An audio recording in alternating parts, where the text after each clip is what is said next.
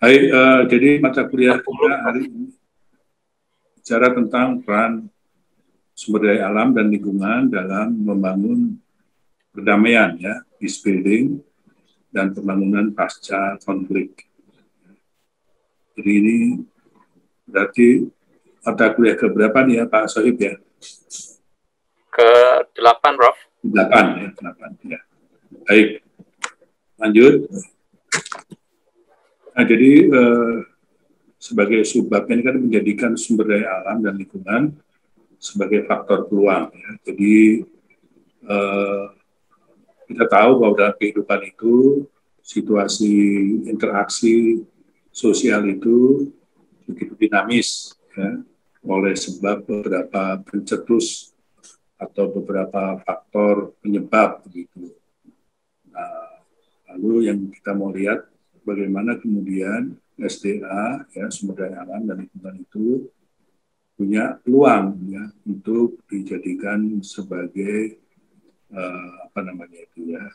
media atau lahan perantara objek yang bisa memberikan sumbangan bagi penciptaan, ya, peredaan ketegangan, peredaan konflik, atau sekaligus malah mendamaikannya secara tuntas begitu. Ya, lanjut.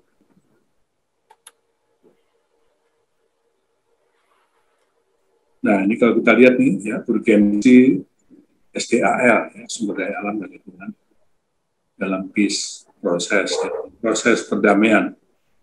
Jadi artinya melibatkan faktor SDAL sehingga dapat membuka peluang baru untuk mewujudkan resolusi konflik dan proses perdamaian. Jadi yang pertama adalah perselisihan seputar kepentingan ekonomi terkait SDAL secara prinsip akan lebih mudah untuk diselesaikan ketimbang sebagai misal pertikaian seputar identitas, ya, identitas primordial.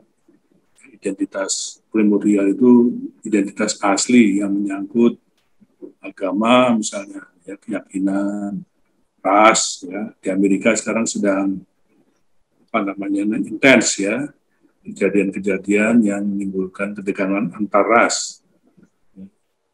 Kemudian menyangkut juga soal suku, ya, golongan, ya, itu yang dimaksud dengan seputar identitas primordial. Ya.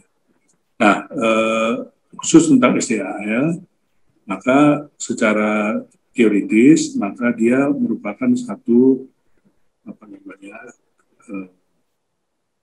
peluang untuk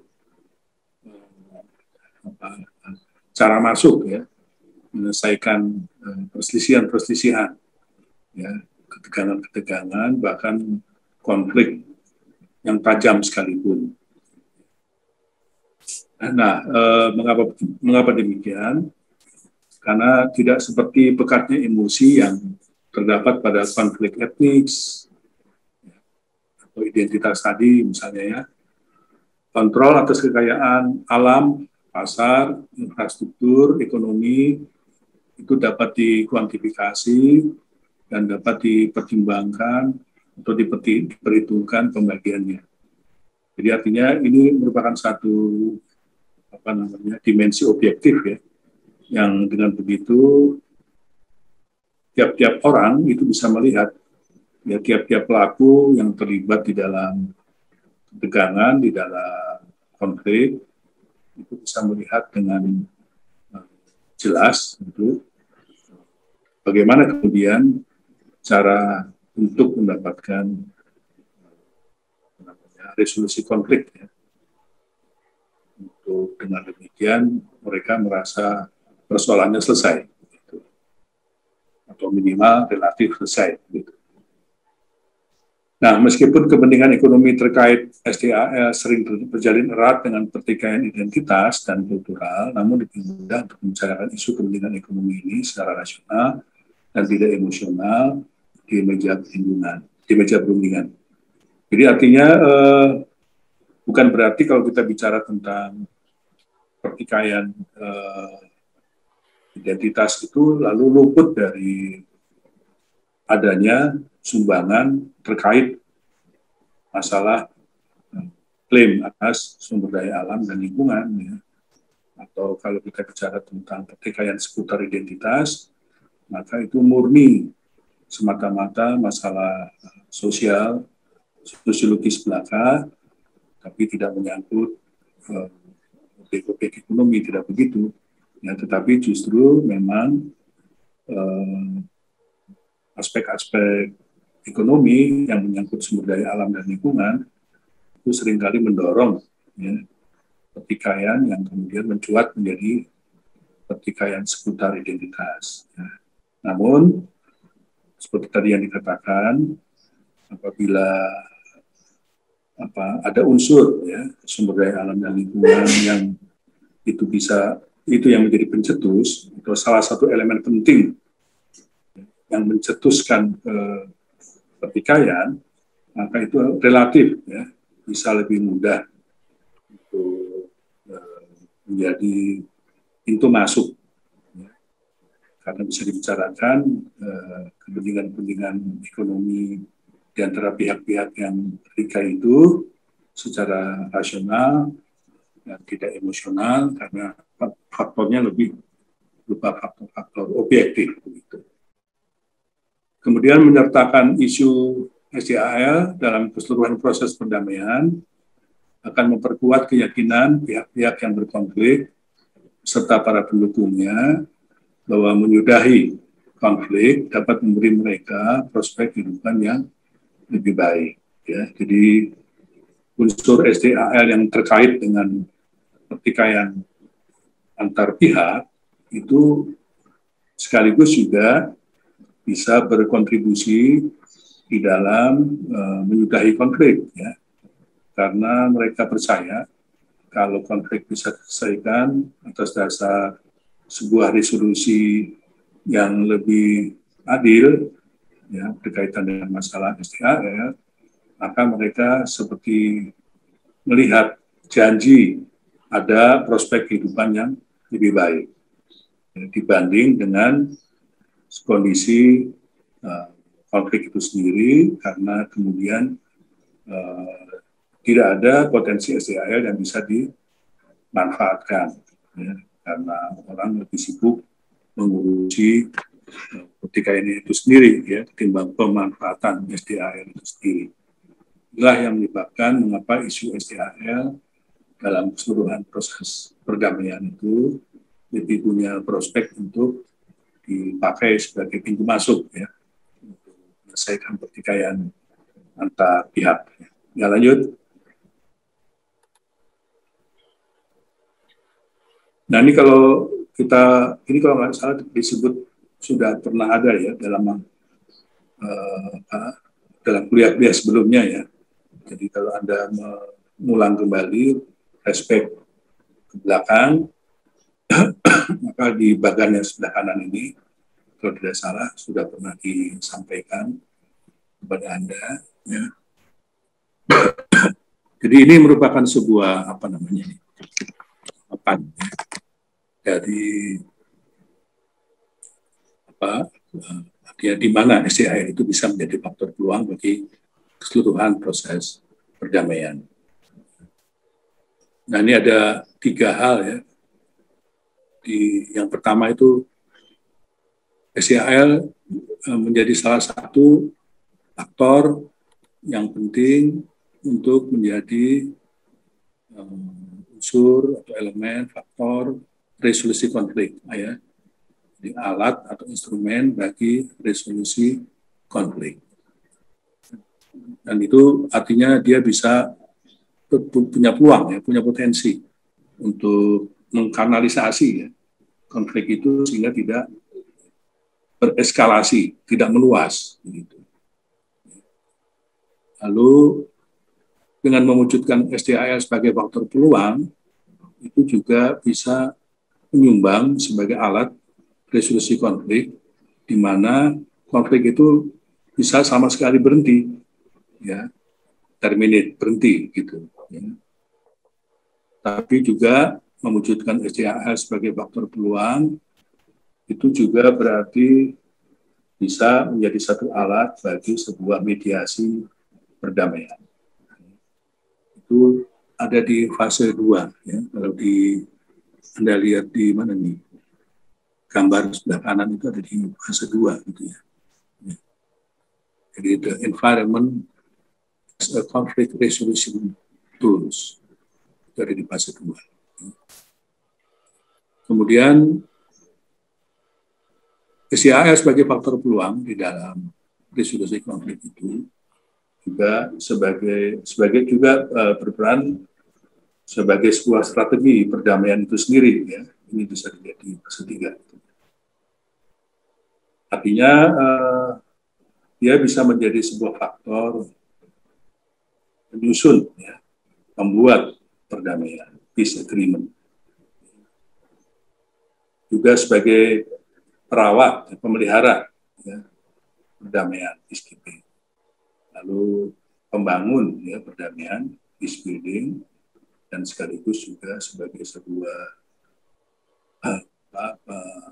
penyusun, pembentuk, ya, pembangun post konflik, ya, pasca konflik.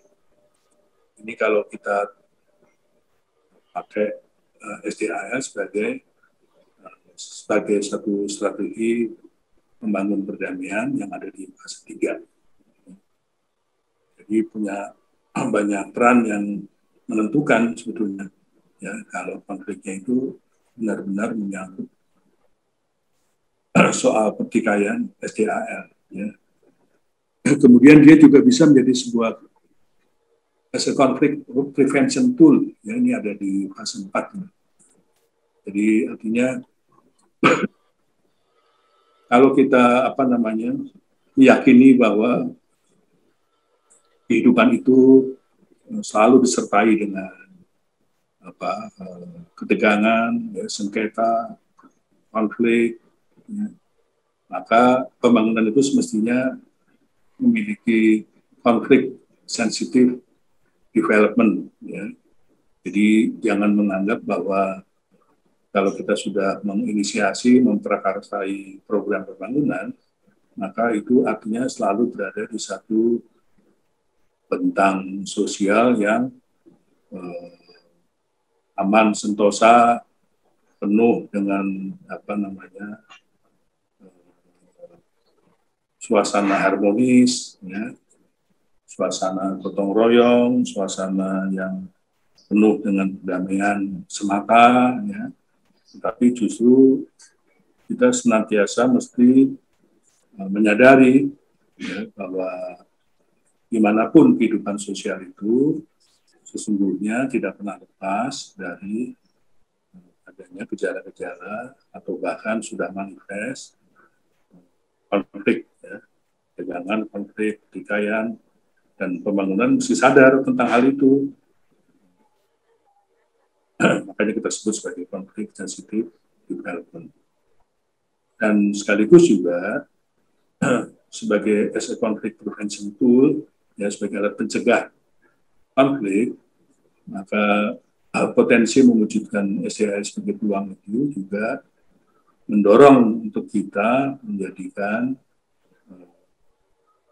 pengaturan, ya, tata urus mengenai masalah sumber daya alam dan lingkungan itu dalam sebuah tatanan yang lebih baik, ya, yang kita sebut sebagai good resource governance, ya. Jadi satu tatanan yang lebih adil, lebih berpihak kepada yang lemah, ya.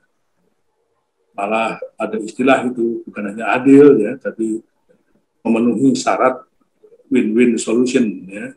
Karena kalau adil saja bisa jadi bagi yang cukup, ya, proporsi yang dia terima itu menjadi menguatkan pihaknya, tetapi bagi yang lemah dengan prinsip keadilan yang dia terima itu sebetulnya tidak cukup untuk membantu, ya, kesejahteraan atau kehidupannya. Oleh karena itu, istilah win-win solution itu bisa dipakai untuk memberikan pada kedua belah pihak itu sesuatu yang melebihi rasa adil. Jadi artinya kalau ada kebutuhan yang memang diperlukan bagi pihak yang lebih lemah, maka pihak yang kuat itu tidak keberatan untuk memberikan lebih, ya, dari porsinya kepada yang lemah. Lalu apa namanya, sebagai conflict prevention tools, maka dia juga punya fungsi, punya peran untuk memelihara, ya, agar pembangunan itu bisa berlanjut. Ya. Jadi kita tahu bahwa istilah keberlanjutan bisa bermakna di dalam dua dimensi, ya. Keberlanjutan dalam pengertian biofisik, ya. Jadi bagaimana sumber-sumber daya alam dan lingkungan itu kemudian bisa dipelihara agar kemanfaatannya itu berlanjut, ya. Tapi itu hanya mungkin kalau masyarakatnya atau pihak-pihak yang menjadi pemangku kepentingan, ya, itu juga bisa hidup secara lebih selaras, ya, dengan antar pihak yang ada di lokal, ya, yang ada di lokalitas, ya. Sehingga dengan begitu keberlanjutan pembangunan menjadi utuh, ya, baik dalam pengertian biofisik maupun dalam artian sosial. Nah, itulah kira-kira kalau kita kembalikan arti SDAL sebagai faktor 2. Ya, lanjut.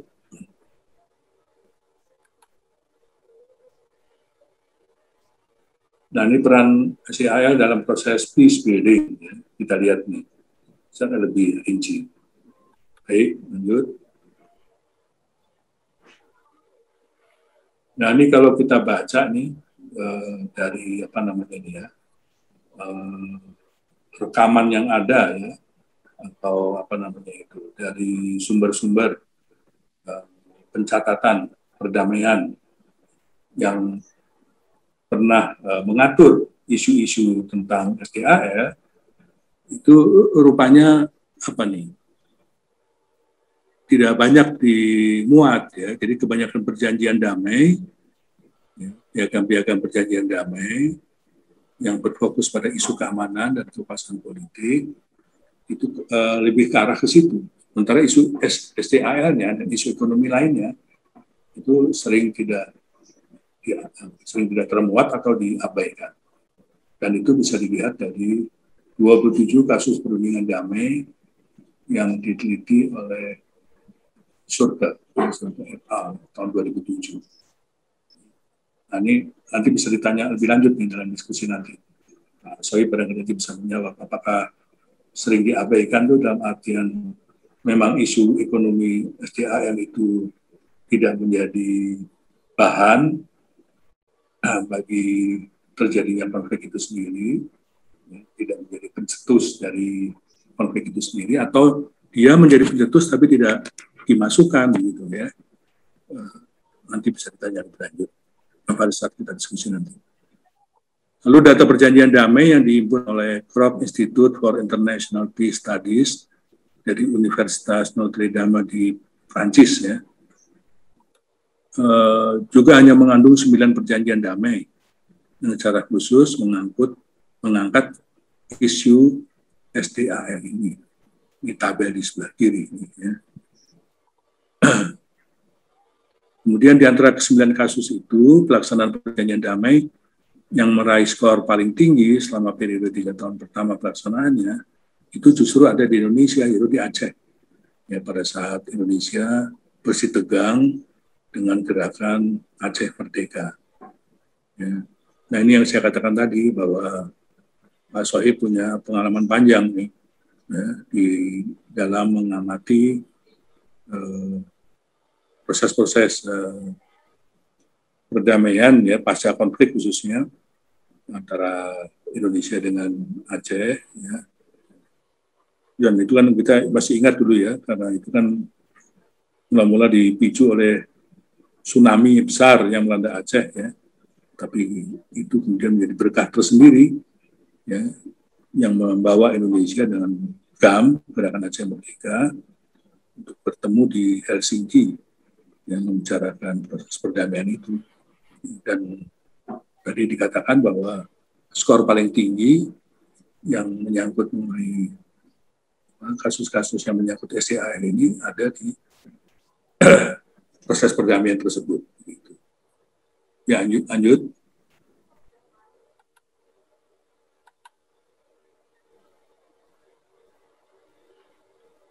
Nah, ini SDAR dari faktor risiko menjadi peace dividen. Ini terjemahan yang paling tepat untuk bahasa Indonesia apa ya Pak Sohib ya? Dividen ini.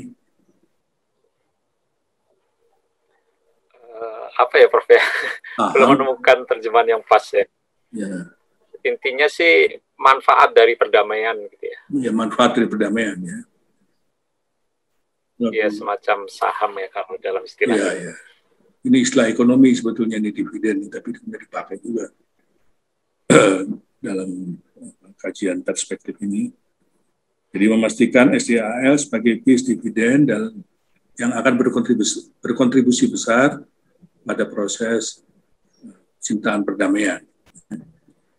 Jadi peace strategi mesti ditujukan untuk transformasi SDAL dari semula ya, berupa faktor pemicu konflik menjadi peace dividen ya, bagi pihak-pihak yang terkait, yang terlibat, untuk aktor-aktor yang berkonflik, termasuk masyarakat yang menjadi korban konflik tersebut. Ya.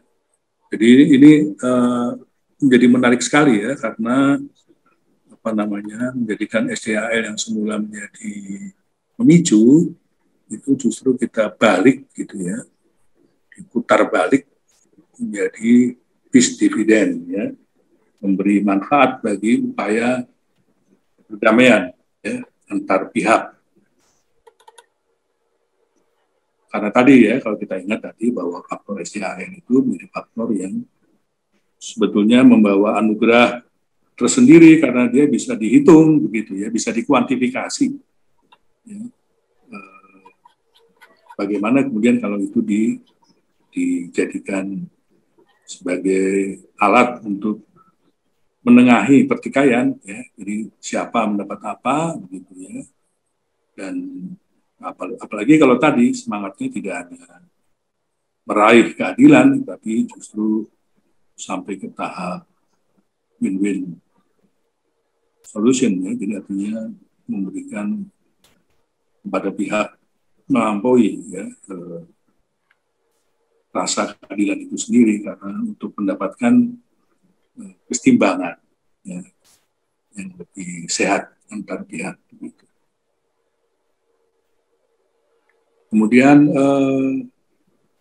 sebagai peace dividend, SDAL juga dapat memberikan insentif ekonomi kepada berbagai pihak terkait pada dua tataran sebagai berikut, yang memberikan manfaat langsung kepada pihak-pihak tersebut dan menciptakan opportunity cost pada terus berlanjutnya konflik. Jadi ini sangat penting ya.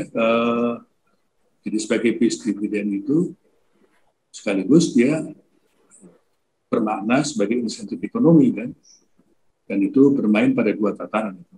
Jadi ada manfaat langsung yang bisa dirasakan, dinikmati oleh pihak yang berkonflik. Ya. Lalu menciptakan opportunity cost ya, pada terus berlanjutnya konflik. Jadi, sebentar, ini maksudnya gimana Pak Sohib yang nomor 2 nih? Iya, jadi biaya yang biaya opportunity yang akan hilang kalau konflik itu berlanjut itu akan tinggi karena kemudian orang nggak bisa ke kebun, sumber daya alam nggak bisa dimanfaatkan dengan baik. Jadi opportunity cost yang mestinya mesti dibayar oleh antar pihak itu apabila konflik itu terus berlanjut itu bisa diringankan ya, bisa dihentikan malahan apabila menggunakan SDAL sebagai peace dividend. Kemudian beberapa peace agreement telah mengupayakan pengaturan SDAL sebagai peace dividend. Ya. beberapa peace agreement mengatur secara khusus jenis-jenis SDA ekstraktif, tanah, air, dan SDA lainnya sebagai elemen-elemen ya, yang masuk di dalam usaha peace agreement ya, sehingga dia menjadi sebuah bagian pengaturan SDAL yang berfungsi sebagai peace dividend. Jadi bang tadi yang ini berulang-ulang ya untuk bentar, tadi pertanyaannya bisa ya ditampung dulu ya. Jadi apa namanya? Maaf ini saya jadi nggak bisa baca karena kecil banget ini. Taruh bentar, ini menghilangkan ini dulu. Chat ini. Wah kok tambah kecil ya. Bentar.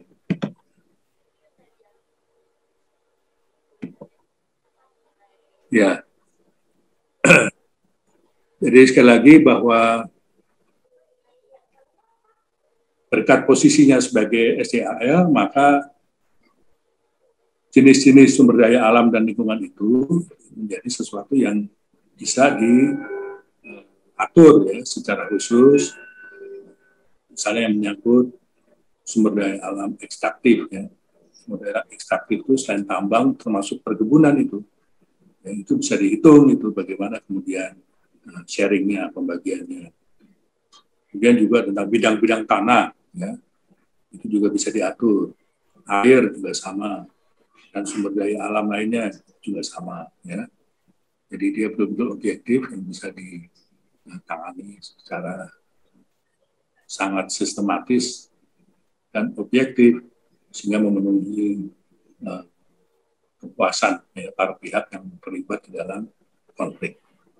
Kemudian beberapa peace agreement juga mengatur pembagian yang adil atas manfaat dari berbagai SDA itu. Nah, ini yang sudah dinyatakan beberapa kali ya tadi oleh saya.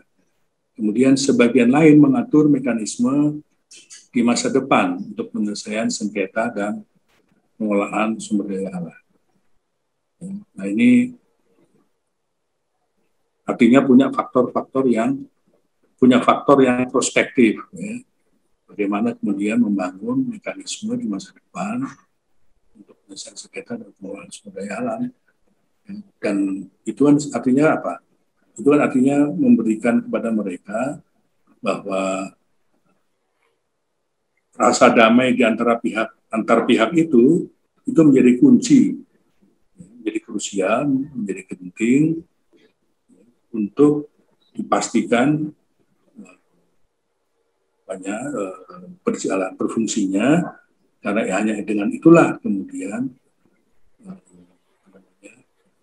pengelolaan sumber daya alam itu bisa dilakukan secara sustain dan bermanfaat.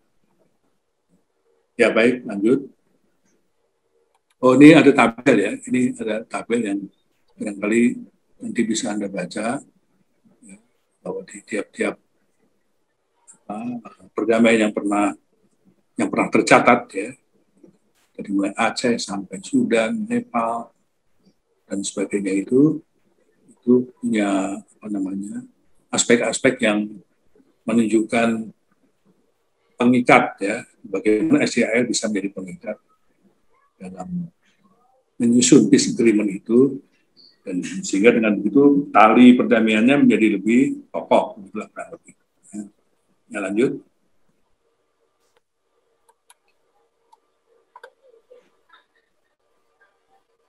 Nah, beberapa skema SDAL sebagai peace dividend. Jadi sebagai peace dividend, SDAL dapat mencakup beberapa skema dengan sasaran yang berlainan. Skema-skema yang dapat dipertimbangkan dalam rangka mewujudkan SDAL sebagai peace dividend itu, pertama bisa bersifat vertical sharing, yaitu pendapatan dari kekayaan alam dibagi antara pemerintah pusat dengan pemerintah subnasional ya, pemerintah daerah misalnya, dengan ketentuan yang disepakati dalam perjanjian damai. Nah, ini yang disebut sebagai vertical sharing, ya, karena mengikat antara pusat dengan daerah. Misalnya. Ada juga yang horizontal sharing, ya, pendapatan dari kekayaan alam dibagi di antara entitas subnasional, baik daerah yang kaya maupun yang miskin, SDA. Pemerintah federal menghimpun pendapatan ini dan lantas meredistribusikannya sesuai dengan formula yang telah disepakati. Ya. Nah ini jadi menarik ya, bahwa ternyata skema SDAN itu sebagai bis dividen punya dimensi skema, ya, baik vertikal maupun horizontal. Tapi juga yang ketiga, dia bisa bersifat direct distribution, karena bisa diberikan langsung atau ditujukan langsung pada individu yang berhak.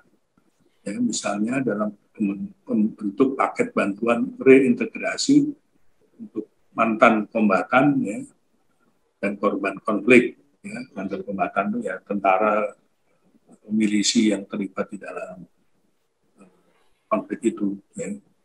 Itu bisa langsung diberikan kepada individu-individu, ya. Satuannya mungkin rumah tangga, individu atau garis miring rumah tangga, atau juga bisa dalam bentuk yang keempat, tax based adjustment. Ini artinya entitas subnasional diberi kewenangan untuk memungut pajak dari hasil kekayaan alam di daerahnya. Ya, jadi ini kalau kita baca ya, betapa strategis ya, betapa krusial konflik yang kalau saja kita punya kecermatan melihat bahwa SDAL itu menjadi pen-trigger, pencetusnya, itu maka sebetulnya ada anugerah, ada berkah di balik itu semua, ya. Jadi ini lebih tepat kalau kita sebut SDAL justru membawa berkah, ya, bukan sebagai bencana, ya, karena kalau memang niatnya untuk apa namanya itu ya, menata ulang ya hubungan-hubungan antar golongan atau antar pihak yang tegang, maka dia bisa menyumbang dalam berbagai hal, ya, sebagai berkahnya itu. Ya. Nah, ini yang empat ini misalnya tadi yang saya sebut sebagai vertical sharing, horizontal sharing, direct distribution, fixed adjustment, ya. Dan jangan-jangan dengan empat ini juga nantinya lebih jauh menyadarkan kepada kita semua ya, pengambil keputusan terutama, bahwa yang disebut dengan otonomi daerah, yang disebut dengan desentralisasi itu menjadi penting, dan itu bisa disumbangkan oleh karena kesadaran tentang kehidupan itu selalu diiringi dengan ketegangan-ketegangan, ya, apalagi kalau daerah itu memang pernah menjadi daerah konflik yang berintensitas tinggi, begitu. Ya, lanjut.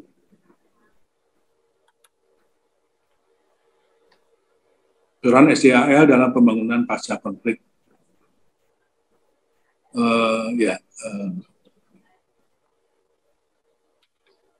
Nah ini, pembangunan pasca konflik itu menjadi momen yang sangat krusial. Fase genting usai kesepakatan damai menuntut konflik dengan tahapan yang tepat. Ya. Nah ini artinya kita nggak boleh gerusa-gerusu sejauh ini. Gerasa-gerusu ya. Jadi artinya mesti betul-betul dicermati porsinya,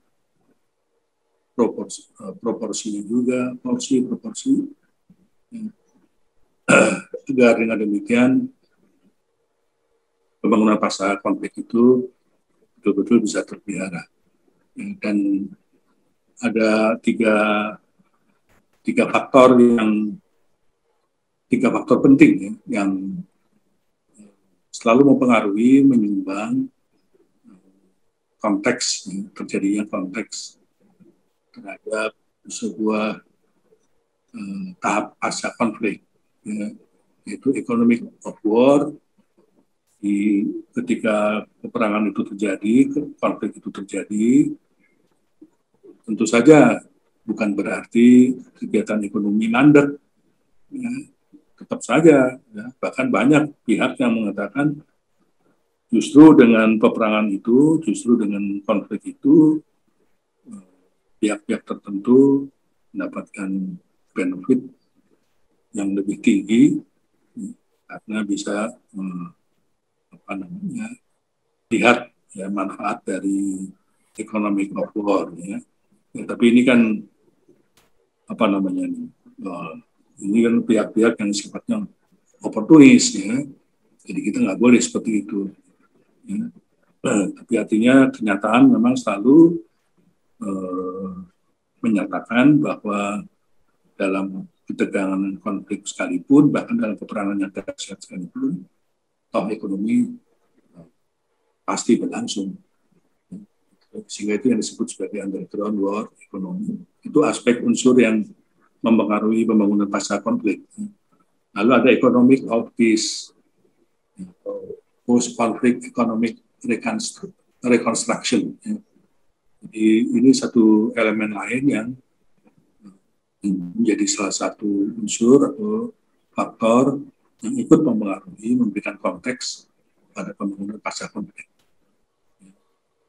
Misalnya kalau di Eropa Barat itu sesudah Perang Dunia Kedua antara sekutu, ya, Amerika dengan negara-negara koalisinya yang bertempur dengan Jerman, perang dengan Jerman, itu kemudian setelah selesai itu menggelontorkan yang disebut dengan Marshall Plan, ya. Marshall Plan itu menjadi satu bantuan besar-besaran yang dilontorkan dari Amerika untuk merehabilitasi kondisi pasca Perang Dunia Kedua bagi negara-negara di Eropa Barat khususnya. Nah, ini yang salah satu faktor juga yang mempengaruhi pembangunan pasca konflik. Ya. Itu kalau di Aceh dan di Papua itu mereka punya otsus, ya. Dana otsus itu dana otonomi khusus kalau di Papua, ya. Kalau di Aceh mungkin semacam itu juga ada, kan. Jadi salah satu faktor yang ikut mempengaruhi. Lalu economic of development atau development as usual, ya, jadi pembangunan yang biasa yang dijalankan dalam situasi damai. Ketiga hal inilah yang kemudian menjadi fokus kita untuk bagaimana menjalankan tiap fase dari pembangunan pasca konflik itu.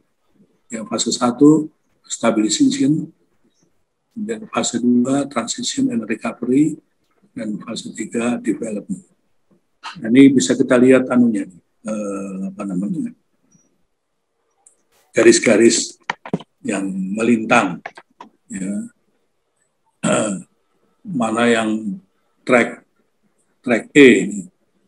Track E ini disebutnya sebagai Direct Employment Income Generation Schemes. Jadi ini barangkali income yang bisa langsung ditujukan, ya, kepada individu-individu yang penting untuk memastikan bahwa kehidupannya menjadi lebih baik atau lebih stabil.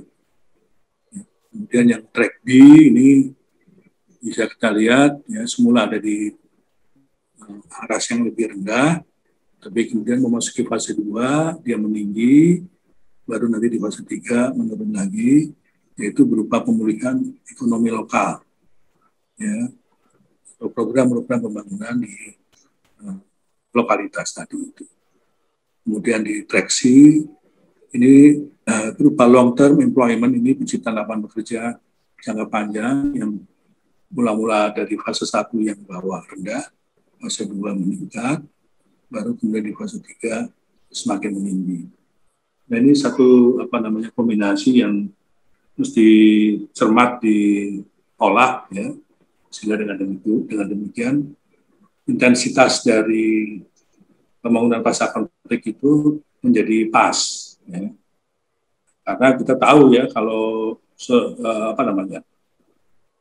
sesudah satu periode konflik yang menegangkan, lalu kemudian masuk ke fase resolusi konflik, ya, diikuti dengan suasana damai, itu juga tidak mustahil itu menjadi satu ajang baru ya bagi para rent seekers, bagi para spekulan, ya, manipulator, yang menjadikan situasi pasca konflik itu menjadi ajang baru buat mereka untuk mengeduk ya, keuntungan yang tentu saja tidak sehat begitu ya. Maka pembangunan pasca konflik ini dikatakan sebagai momen yang sangat krusial untuk membendung ya, jangan sampai situasi ini kemudian rusak ya, karena campur tangan pihak-pihak yang memanfaatkan situasi yang belum stabil tadi itu ya. Ya, lanjut. Ini kita berjam berapa? Belum masih ada ya. Ya, lanjut. Ya, peran penting SDAL dalam pembangunan pasca konflik ya, 3 peran penting yang dapat dimainkan oleh faktor SDAL dalam pembangunan pasca konflik. Nah, ini kebetulan ditulis dalam bahasa Inggris, maksudnya supaya maknanya tidak bias, tidak berubah ya. Supporting economic recovery ini ditulis kuning. Wise use of high value natural resources for economic recovery and tax revenue. Jadi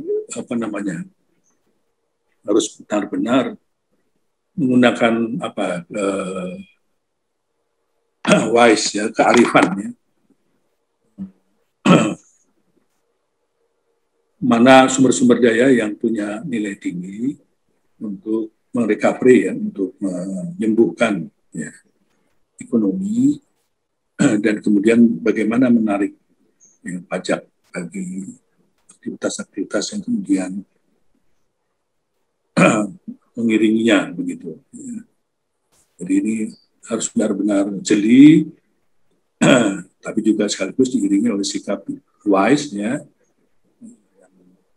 arif gitu ya, untuk memastikan sumber daya terutama yang punya high value itu punya peran besar di dalam economic recovery, tapi juga sekaligus tadi menjadi sumber baru bagi pemungutan ya, retribusi, pajak dan lain-lain yang itu penting bagi memastikan pembangunan yang sustain. Gitu. Lalu yang kedua juga developing sustainable livelihood, ya. Jadi membangun kehidupan yang lebih sustainable, ya, berlanjut. Jadi sustainable use of natural resources as the foundation for livelihoods and essential services. Jadi menggunakan secara sustainable, ya, natural resources, sumber-sumber daya alam itu sebagai fondasi ya, untuk kehidupan dan pelayanan yang esensial, ya, pelayanan sosial, ekonomi yang esensial. Jadi itu memastikan ini. Ya, makanya istilah-istilah sustainable ini menjadi kunci. Ya, karena kalau tidak, maka ini menjadi tahapan yang bisa memicu konflik baru dan akhirnya situasi chaos ya, kacau akan terus berlanjut ya. Oleh karena itu ini 3 hal penting ya, bagaimana peran SDAL itu dalam pembangunan pasca konflik. Kemudian yang ketiga ini contributing to dialogue, cooperation, and confidence building. Jadi shared vision bridge between divided communities on the use of natural resources for development. Jadi visi yang visi bersama itu menjadi sangat penting untuk mencapai sebuah penggunaan sumber daya yang penting bagi pembangunan, dan itu meliputi semua komponen pihak yang terlibat. Begitu. Jadi mesti ada shared vision, visi yang bersama yang bisa mencapai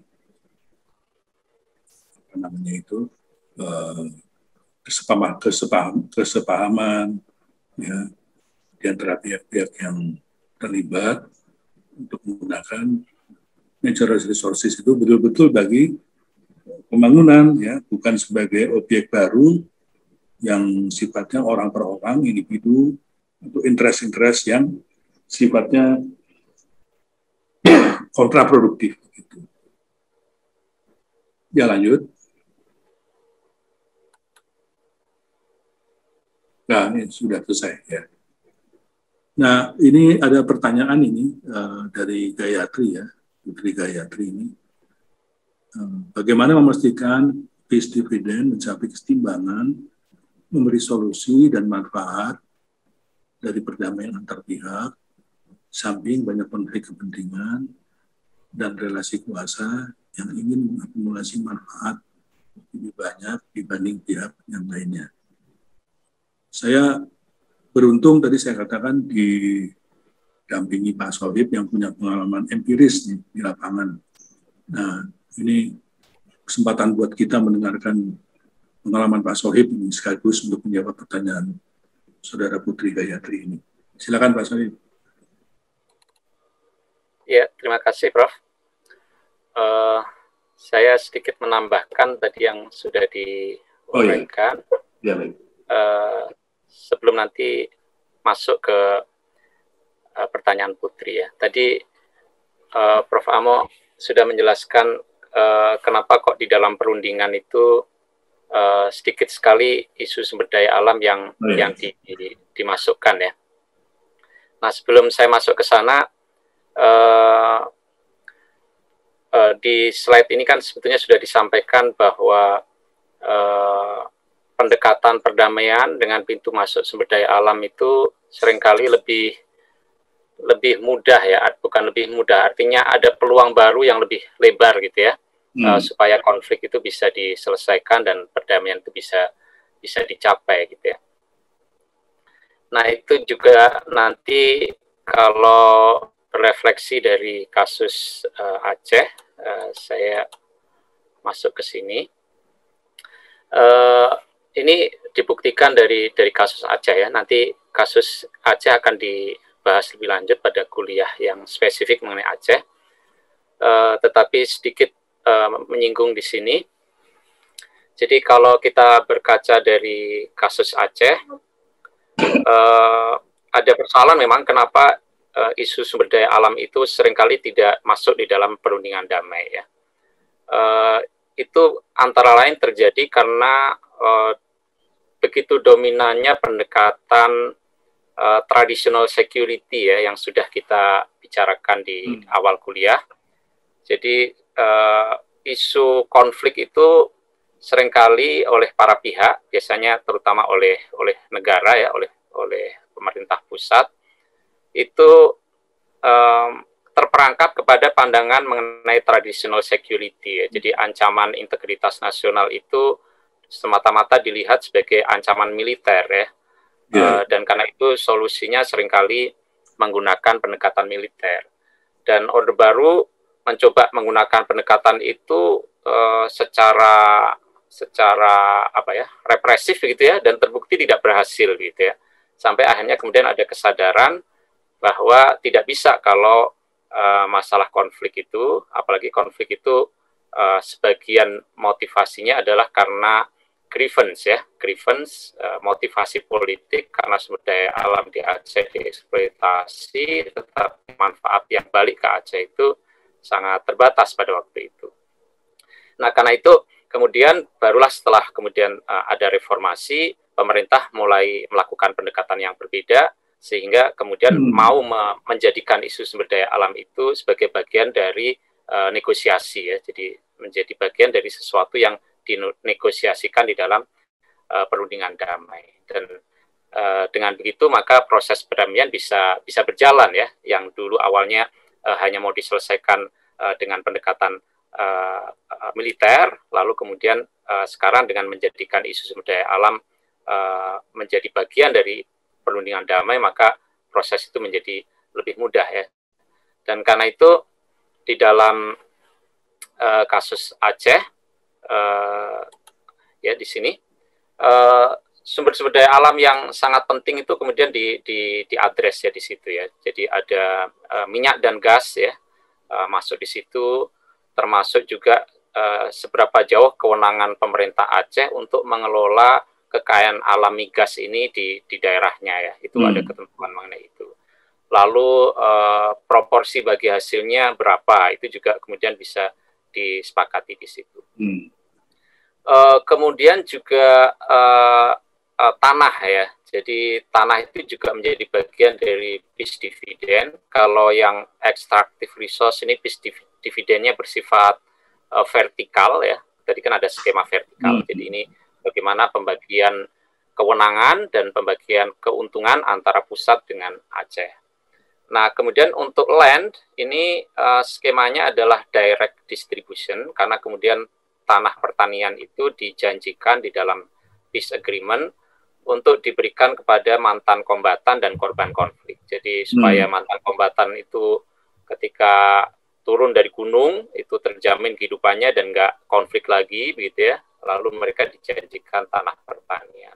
Begitu juga korban konflik. Jadi salah satu keunggulan dari peace agreement di Aceh adalah coverage-nya itu komprehensif. Jadi beberapa konflik di tempat lain itu kemudian relapse ya, jadi kambuh lagi, karena antara lain beneficiaries dari peace dividend itu tidak merata, biasanya hanya diberikan kepada kombatan, sementara korban konfliknya tidak, sehingga korban konfliknya kemudian ada kekecewaan dan kemudian menjadi sumber konflik baru. Lalu juga ada sumber daya alam yang lain, misalnya wilayah pesisir dan kelautan itu Aceh memiliki kewenangan berapa mil dari garis pantai, itu kemudian juga ada ketentuannya di situ. Nah, yang menarik memang isu air tidak menjadi isu yang penting di sana sehingga ini tidak dimasukkan ya. Tetapi kalau kita lihat kasus di Darfur ya, yang kita sudah pelajari itu ada isu mengenai scarcity, water scarcity, ini diadres di situ ya, di Sudan ya. Jadi seperti itu. Yang menarik juga kalau kita bandingkan ya, di kuliah sebelumnya kita sudah tahu bahwa akar dari konflik di Mindanao, di kalangan bangsa Moro itu adalah sejarah perampasan tanah yang sudah sangat lama, sejak zaman Spanyol ya, dan terus berlanjut ketika migrasi besar-besaran dibawa masuk ke sana, merubah populasi, dan segala macam. Jadi isu tanah menjadi sangat krusial, menjadi sumber grievance, tetapi justru isu tanah tidak dijadikan bagian dari agreement ya. Dan karena itu kita melihat bagaimana masalah di Mindanao ini tidak kunjung selesai karena salah satu akar konfliknya itu tidak diadres di situ. Nah, jadi dengan pengantar itu, dengan bercermin dari kasus di Aceh itu, saya ingin menjawab juga pertanyaan Putri itu, bagaimana peace dividend ini mencapai keseimbangan ya? Ya, antara lain tadi itu ya. Jadi skema-skema peace dividendnya itu kemudian harus diperhatikan karena skema-skema ini melibatkan berbagai pihak sebetulnya ya. Kalau itu tidak adil di sini maka tentu akan menjadi masalah ya. Jadi peace dividend justru menjadi sumber konflik baru ya. Siklus konfliknya jadi balik lagi ya. Jadi balik lagi. Nah, apa yang juga menarik dari Aceh adalah bahwa pada masa Orde Baru, pemerintah pusat itu hanya menekankan horizontal sharing ini ya. Jadi daerah-daerah dengan kekayaan sumber daya alam yang tinggi ya, yang kaya sumber daya alam seperti Aceh, Papua, Kalimantan Timur, Riau gitu ya, itu bagi hasilnya itu disamakan saja sebetulnya dengan daerah yang miskin sumber daya alam. Karena variabel untuk pembagiannya itu tidak memperhitungkan kekayaan alamnya, tetapi variabelnya itu komposisi jumlah penduduk kayak begitu ya. Jadi variabel SDA-nya tidak diperhitungkan. Jadi di satu sisi dengan begitu dulu pemerintah Orde Baru itu punya dana yang cukup besar untuk menjalankan Inpres ya, dengan dana dari Aceh itu antara lain kemudian ada Inpres bikin SD, bikin infrastruktur pedesaan, irigasi dan segala macam, dan itu berkontribusi pada penurunan kemiskinan di pedesaan gitu ya. Tetapi di sisi yang lain bagi daerah-daerah penghasil sumber daya alam yang tinggi itu dianggap tidak adil karena kekayaannya itu lebih banyak untuk membangun Jawa misalnya ya, karena penduduknya lebih tinggi ketimbang di Acehnya sendiri. Jadi skema ini kemudian bermasalah ya. Jadi ini yang juga harus diperhitungkan bagaimana dividennya itu harus ada keseimbangan ya. Karena itu kemudian ada revisi ya. Sekarang asimetris sifatnya seperti yang sudah didiskusikan sebelumnya. Jadi ini kemudian vertical sharing ini, kemudian ada direct distribution, kemudian juga ada tax based adjustment. Jadi misalnya sekarang beberapa pajak kaitannya dengan sumber daya alam seperti PBB gitu ya, itu semuanya sekarang masuk ke daerah ya. Jadi tidak lagi ke pusat. Gitu ya. Tentu saja bukan berarti kemudian dengan begitu semua masalah selesai ya, tidak ya. Tetapi yang jelas dengan peace agreement itu sumber keresahan yang pokok kemudian bisa dijawab, bahwa di dalam pelaksanaannya tentu selalu ada masalah, itu pasti ya. Nah, tetapi kalau kita lihat skor ini relatif Aceh itu bagus ya, meskipun tentu saja ada masalah, dan itu saya yang jadi bagian dari penelitian saya itu di situ dinamikanya seperti apa, karena kemudian gamnya sedikit pecah gitu ya, di antara mereka berkonflik gitu ya. Tetapi relatif dibandingkan kasus perundingan damai yang lain, itu perjanjiannya itu relatif bisa diimplementasikan dengan cukup baik lah ya. Jadi dalam 3 tahun ini skornya kemudian mencapai 84 ya. Sementara yang lain ini ya jauh tertinggal. Ya. Bahkan ada yang kemudian terjadi reversal ya, pembalikan ya. Jadi seperti di sini ya. Jadi artinya beberapa kesepakatannya kemudian diingkari ya, kurang lebih seperti itu. Demikian taman saya, Prof. Ahmad. Terima kasih, Mas Adib. Masih ada yang mau disampaikan, teman-teman yang lain?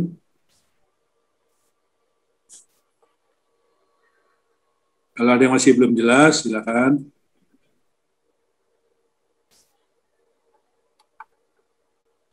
Ini ada kesempatan baik untuk, ya silakan.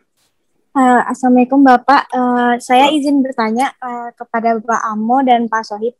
Pak, saya izin bertanya terkait urgensi SDAL dalam peace process, di mana pada poin 1 menyatakan bahwa perselisihan seputar kepentingan ekonomi terkait SDAL secara prinsip lebih mudah untuk diselesaikan ketimbang pertikaian identitas. Namun Pak, seperti banyak kasus yang sudah kami analisa pada pasca UTS, pada kenyataannya konflik yang merusak SDA demi kepentingan ekonomi malah bertambah banyak, bukan terselesaikan. Nah, menurut Bapak, mengapa demikian ya Pak? Terima kasih. Oh, bagus. Ya, pertanyaan baik.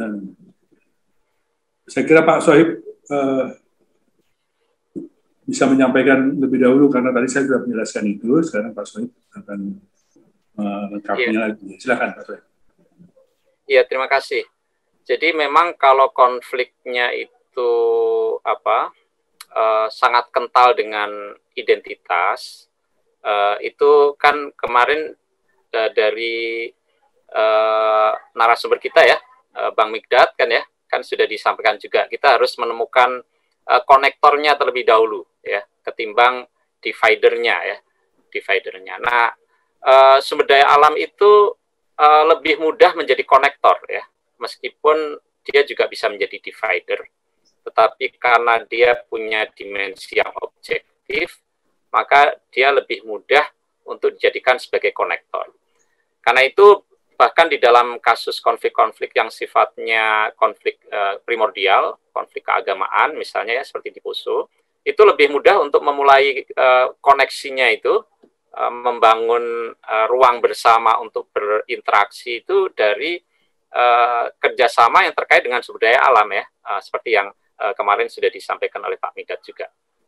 Dan itu juga yang kemudian diterapkan di Aceh ya. Jadi pertama tadi saya sampaikan, Aceh tidak bisa selesai kalau hanya dengan pendekatan militer. Jadi perlu pintu masuk untuk juga mengakui bahwa human insecurity itu juga kemudian punya dimensi environmental insecurity. Karena itu environmental insecurity-nya harus diadres di dalam proses perlindungan perdamaian. Dan itulah yang dilakukan.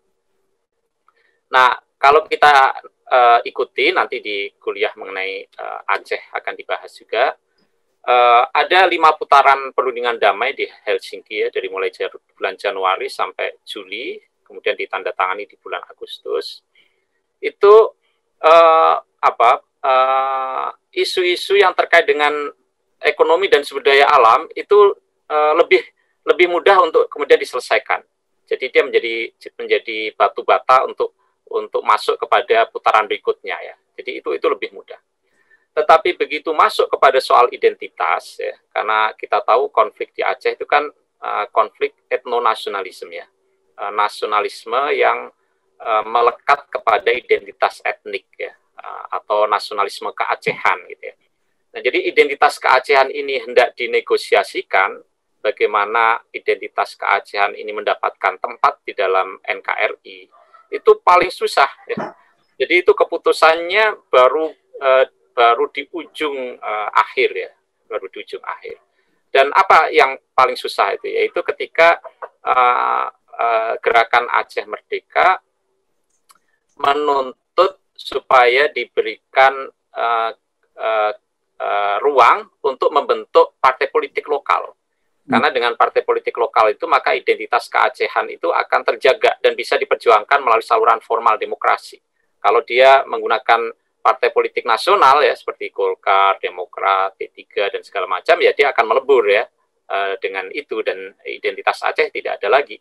Tetapi kalau dia diberi ruang untuk membuat partai politik lokal, partai Aceh gitu ya, malah awalnya mau dibuat partai GAM namanya ya, itu mereka identitasnya merasa akan tetap terjaga gitu ya.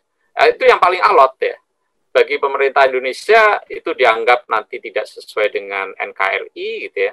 Bagi GAM itu adalah tawaran yang tidak bisa tidak bisa dikurangi lagi gitu. Itu adalah kartu mati ibaratnya begitu. Jadi di sini kita juga bisa melihat bahwa ternyata kalau sudah masuk ke isu identitas itu seringkali susah sekali penyelesaiannya. Jadi harus ada yang kemudian mengalah gitu ya. Dan akhirnya kemudian pemerintah pusat memberi memberi konsesi di dalam perundingan itu sehingga partai politik lokal itu bisa didirikan di Aceh. Nah, tetapi urusannya nggak selesai sampai di Helsinki, karena kemudian perjanjian Helsinki itu kan benar harus dituangkan di dalam undang-undang ya. Dan di DPR lagi-lagi terjadi debat ramai karena kemudian banyak pihak kelompok nasionalis yang menolak itu gitu ya. Nah, tapi kemudian akhirnya bisa disepakati dan lahirlah Undang-Undang Pemerintah Aceh, di mana di situ peace dividennya juga kemudian berupa partai politik lokal itu, selain yang sifatnya ekonomi sumber daya alam tadi. Kira-kira begitu, Adelia. Jadi kenapa kok isu identitas itu seringkali susah untuk diatasi? Karena memang ya namanya identitas ya, itu seringkali tidak rasional, dan karena itu perlu dibuka dengan pintu masuk lain ya, dan pintu masuk lain itu antara lain adalah sumber daya alam dan lingkungan. Demikian. Ya, baik. Terima kasih Pak Syarif. Masih ada lagi pertanyaan? Waktu kita masih panjang ya? Masih berapa menit lagi nih? Masih sampai jam 2.40, Prof. Oh, masih panjang. Ya. Selamat sore, Prof. Ya. Oh iya, ada Imam. Ya, silakan. Silakan, nama saya Imam. Hendak bertanya, Prof, terkait konteks konflik yang terjadi di Timor Leste. Nah, dalam konteks konflik tersebut, bagaimana sebenarnya skema resource dividend ini atau dengan berbasis sumber daya dividen ini berlangsung, dan mengapa akhirnya Timor Leste bisa melepaskan diri dari Indonesia gitu.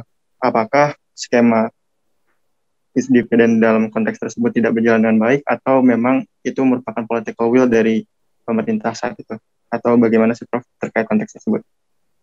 Sekali lagi saya minta bantu Pak Sohib karena kebetulan suara Anda di tempat saya tidak terlalu terang. Tapi mungkin di Pak Sohib terang. Yang juga Pak Sohib juga punya pengalaman. Silakan Pak Sohib. Iya, terima kasih Prof. Untuk Timor Leste memang saya kurang mendalami ya, Saudara Imam. Tetapi dari kuliah tamu kita dengan siapa, kok lupa saya, kuliah tamu yang dengan peneliti dari Jepang itu kan juga disampaikan bahwa salah satu faktor kunci dari konflik sesesionis ya, atau separatis gitu ya, itu adalah faktor sejarah kolonialismenya, dan sejarah kolonialisme itu kemudian membentuk identitas yang berbeda ya dari wilayah-wilayah yang berkonflik itu. Dan tampaknya itu juga yang mendasari kenapa kasus Timor Leste ini menjadi berbeda ya dari Aceh, karena kita tahu Aceh sama-sama dengan bagian provinsi yang lain itu adalah bekas jajahan Belanda, sementara kalau di Timor Leste itu Portugis ya. Jadi itu salah satu faktor kenapa kemudian apa yang ada di Timor Leste tidak bisa diselesaikan seperti halnya penyelesaian di Aceh. Kalau di Aceh kan kemudian ada konsesi dalam bentuk sumber daya alam, kemudian juga dalam bentuk otonomi lokal ya, sehingga ada ada partai politik lokal. Tetapi kalau di Timor Leste ini berbeda ya. Jadi solusi itu kemudian tidak bisa berjalan di sana. Dan yang menambah susah kan memang karena faktor pelanggaran HAM ya, sama dengan di Aceh sebetulnya kalau itu, atau pelanggaran HAM di Papua, di Timor Leste itu dengan Aceh kemudian juga menjadi bahan kampanye, dan terutama untuk di Timor Leste bahan kampanyenya jauh lebih gencar ketimbang di Aceh ya. Seperti itu. Mungkin itu Prof yang bisa saya sampaikan. Tapi sekali lagi kalau untuk Timor Leste saya juga kurang memahami, tetapi dari penjelasan dosen tamu kita waktu itu, salah satu faktornya juga karena sejarah kolonialismenya yang berbeda. Ya, terima kasih Pak Sohib. Ya, kalau Timor Leste memang mungkin itu satu hal yang berbeda karena memang dia dari awal memang tidak pernah menjadi bagian dari NKRI ya. Dia hampir sekitar 500 tahun itu menjadi bagian dari jajahan kolonial Portugal. Cuman ada satu hal yang memang menurut saya agak mengejutkan ya. Jadi hanya dalam tempo integrasi berapa tahun ya, 20 tahunan begitu barangkali ya. Itu hampir seluruh pelosok wilayah Timor Leste itu rakyatnya sudah bisa berbahasa Indonesia dengan lancar dan jauh lebih lancar ketimbang orang Jawa di Jawa Tengah, Jawa Timur, termasuk Jawa Barat. Orang Jawa Timur, Jawa Tengah itu kan kalau sedikit masuk ke desa, bahasa Indonesia, berbicara berbahasa Indonesia terbata-bata ya. Malah sebagian tidak bisa. Bahkan Presiden Indonesia sendiri daripada Soeharto juga agak kesulitan kalau harus bicara bahasa Indonesia ya. Tapi kalau buat orang Timor Leste itu luar biasa itu. Tapi yang aneh itu ketika bahasa sudah menjadi sarana yang sangat efektif ya untuk mengindonesiakan, katakanlah begitu ya. Ternyata itu tidak mutlak sifatnya. Karena kemudian ada aspek lain yang tidak bisa diperlakukan ya, mendapatkan perlakuan yang tepat gitu. Sehingga tetap saja kemudian Timor Leste merasa bukan Indonesia begitu. Berbeda dengan praktek di Amerika Latin ya, di mana Spanyol dalam hal ini itu kemudian bisa melucuti ya kebudayaan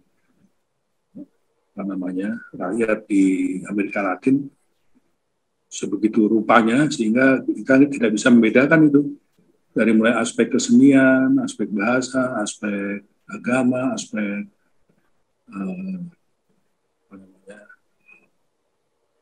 banyak hal lainnya ya, termasuk tadi kesenian tadi itu, dan gaya hidup ya, itu rupanya hampir-hampir mirip semuanya ya dengan negeri penjajahnya begitu. Tapi itu bukan dalam konteks perdamaian, tapi itu dalam konteks penaklukan begitu ya. Mengapa kemudian sampai hari ini Amerika Latin tidak pernah bisa hidup dalam relatif ya damai, sejahtera, tapi selalu bergolak ya. Kebanyakan bergolak, apalagi Meksiko kan ya, dengan narkobanya tuh, mafia narkobanya yang luar biasa. Itu karena bentuk penaklukan kebudayaannya, kemiripan kebudayaannya itu lebih dalam rangka penaklukan, ya. Jadi bukan dalam rangka untuk mendapatkan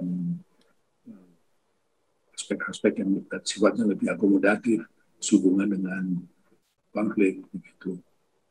Kita juga sama, bahasa sudah berhasil internalisasikan ya, menjadi darah daging, sehingga bahasa Tetun itu, bahasa aslinya itu agak tersisih sebetulnya sehubungan dengan bahasa Indonesia itu, dan nggak tahu sekarang ya, tapi pada saat itu bahasa Indonesia sudah menjadi bahasa yang lebih dominan digunakan dalam pembicaraan sehari-hari sampai ke pelosok-pelosok. Tapi ternyata itu tidak bisa menjadi satu alat yang efektif untuk bisa menjadikan Timor Leste menjadi bagian dari keluarga, dan akhirnya aspek lainnya juga tidak bisa dimanfaatkan dalam rangka resolusi konflik, karena kemudian misalnya seperti beberapa bahan tambang ya, sumber daya alam, lingkungan yang ada di Timor Leste yang potensial, itu kemudian digunakan oleh oknum-oknum pengusaha kita yang dekat dengan kekuasaan sebagai bahan objekan barunya gitu. Nah, itu yang saya katakan selalu satu proses yang sangat krusial ketika pasca konflik itu sudah dilalui, tapi kemudian yang masuk itu adalah para rent seekers, para oportunis ya, spekulan, manipulator dan macam-macam yang bekerja sama dengan pusat kekuasaan, sehingga akhirnya pasca konflik itu yang terjadi adalah konflik baru. Yang terjadi begitu. Itu menjadi satu situasi yang menurut saya menjadi sangat krusial untuk di tahapan-tahapan tadi yang disebut di lembar keberapa itu menjadi penting kalau menurut saya ya, mana yang sifatnya individual, mana yang sifatnya recovery, mana yang sifatnya lebih kolektif ya, itu menjadi satu yang penting ya. Itu saja taman saya, ya silakan.